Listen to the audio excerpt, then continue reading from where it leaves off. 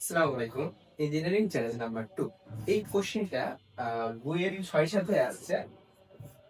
বইয়ে ৬-৭ আর আরেকবার আসছে ওই সেম বইয়ে ২১-২২। তো এই প্রশ্নটা একটু জাস্ট কমপ্লিকেটেড টাইপের, বাট যদি নিউটনের মেকানিক্সের কনসেপ্ট ক্লিয়ার থাকে তাহলে ইনশাআল্লাহ পারা যাবে। তো আসলেই যে প্রশ্নটা এরকম বলছে যে ৩ কেজি ভরের একটি পাথর, ধরি এইটা হচ্ছে একটা ৩ কেজি ভরের পাথর স্থির অবস্থানে ছিল। পরে বলছে যে পাথরটি বিস্ফোরিত হওয়ার ফলে 1:1:3 অনুপাতে বিভক্ত হয়ে যায়। 1:1:3 অনুপাতে বললাম, এটা হইতেছে এক অংশ, এটা হইতেছে এক অংশ, এটা হইতেছে 3 অংশ। তারপরে বলছে সমান ভরের দুটি টুকরোর প্রত্যেকটি 80 মিটার পার সেকেন্ড গতিতে একে অপরের সাথে লম্বভাবে সরে গেলে ভারী টুকরাটির বেগ কত ছিল। অর্থাৎ এই যে দুইটা ছিল, খন্ড ছিল, দুইটা খন্ডের একটা এই বরাবর গেছে আর আরেকটি তার 90 ডিগ্রি কোণে গেছে। কারণ এই দুটো যে গেছে, এই দুইটার বেগ দেওয়া আছে 20 মিটার পার সেকেন্ড। এটা হচ্ছে 15 মিটার পার সেকেন্ড। তারপরে বলছে বড় টুকরাটা এরকম কোন এক দিক বরাবর যাবে। এই বড় টুকরাটা বেগ কত হবে এটা জানতে চেয়েছে। তো এটা আমরা চাইলে অনেকভাবে সলভ করতে পারি। উদ্ভাসের যদি কনসেপ্ট প্রুফ হলো বা কোশ্চেন ম্যাথ হলো তাহলে দেখবা এটা উপাংশে বিভাজন করে করা আছে। আমি একবার যদি দেখাই, এই যে এরকম ভাবে সলভ করা আছে প্রশ্ন। প্রথমে উপাংশে বিভক্ত করছে, দেন x অক্ষ বরাবর y অক্ষ বরাবর নিছে। তারপরে এই লম্বা ক্যালকুলেশন করার পরে এখানে আছে বেগের মানটা আমরা ভেক্টরে পেয়েছিলাম। ভেক্টরেই বের হবে। আর এখান থেকে যদি মানটা চাই তাহলে এই ভেক্টরের মানটা বের করে ফেললে অ্যান্সার চলে আসবে। বাট এত কমপ্লিকেশনে যাওয়ার প্রয়োজন হয় না, আর একটু শর্টে, মানে একদম বেসিক কনসেপ্ট দিয়েও আর একটু শর্টে করা যায়। কিভাবে দেখি, খেয়াল করো, এইটা একটা বেগ, এইটা একটা বেগ, এদিকে আরেকটা বেগ থাকবে। এখন বেগের সাথে যদি আমি ভরটাকে গুণ দিয়ে দিই তাহলে পাবো কি আমরা ভরবেগ। ভরবেগটাও তো হচ্ছে একটা ভেক্টর আছে। তাহলে আমরা এটাকে, এই যে বেগটা আছে এটাকে আমরা ভরবেগে কনভার্ট করে দেবো, দেন বেগটা বের করবো, তুলনামূলক ইজিয়ার হবে। কিভাবে দেখি, যে এইটার এই খণ্ডটা যেটা ভর সেটাকে আমি ধরলাম এম, এই খণ্ডটার ভর ধরলাম এম, এন্ড এই খণ্ডটার ভর ধরলাম আমি 3m।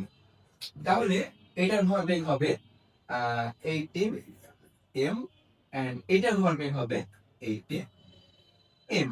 এই 18m আর এই 18m মিলে যে লব্ধিটা হবে, লব্ধির কথা কেন বলতেছি, কারণ আমার এই বস্তুটার বেগ লাগবে। এখন আমরা কি জানি, বেগ হইতেছে ভেক্টর রাশি, অর্থাৎ মানের সাথে একটা দিকও থাকবে।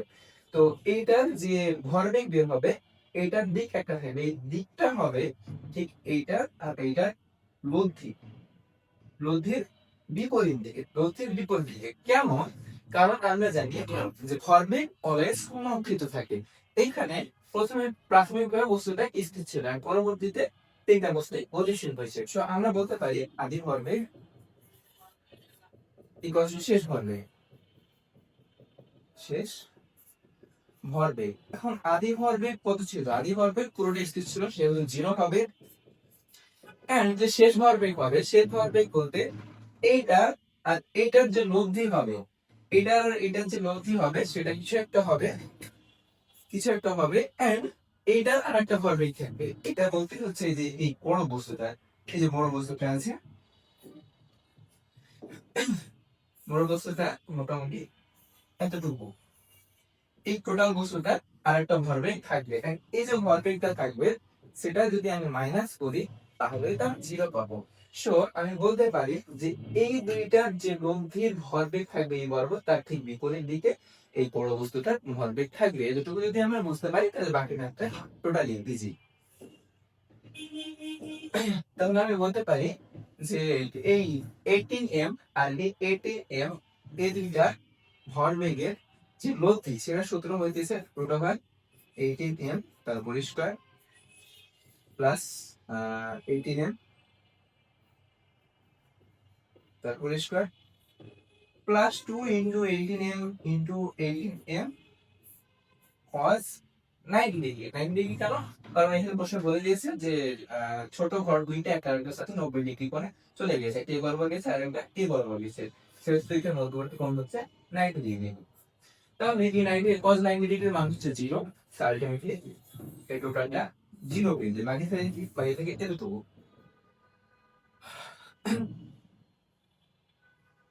আর এটা যে ইয়াম থাকবে ভরবেগ থাকবে, অর্থাৎ এই গোল বস্তুটার ভরবেগ সেটা মাইনাস হয়ে চলে আসবে নিচের দিকে। এই যদি নিচে লিখি তাহলে হবে মাইনাস কালি দিয়ে লিখি মাইনাস 3m 3m ইন্টু বড় বস্তুটার বেগ ভি, এটা আমাদেরকে বের করতে হবে। তাহলে এটা লব্ধি বের হবে রুট ওভার 18m মানে হবে 218 স্কোয়ার ইন্টু m স্কোয়ার, তারপর root minus 3m into v. এখন এই যে মাইনাস 3m ভি আছে এটাকে বাম পাশে নিয়ে আসলাম, তাহলে যদি বাম পাশে নিয়ে চলে আসি তাহলে তাকে 3m ইন্টু ভি। এখন এটা যদি রুট করে দিই তাহলে থাকে এই পাশে 3m ভি 3m ভি থাকবে, এই পাশে থাকবে রুট 2 ইন্টু a কে ইন্টু m এই m কোটাকুটি গেলে বাকি থাকবে t equals to t equals two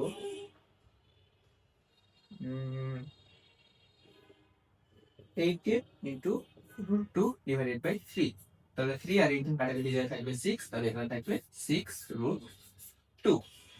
তাহলে এই বড় বস্তুটা বেগ হবে 6 রুট 2 মিটার পার সেকেন্ড। এখন বিষয় হচ্ছে যে বেগটা একটা ভেক্টর রাশি, তাহলে এই মানের সাথে একটা দিকও তো আমার দরকার। তাহলে এই দিকটা কিভাবে আসবে?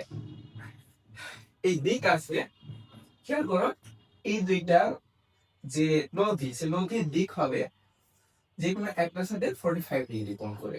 কেন?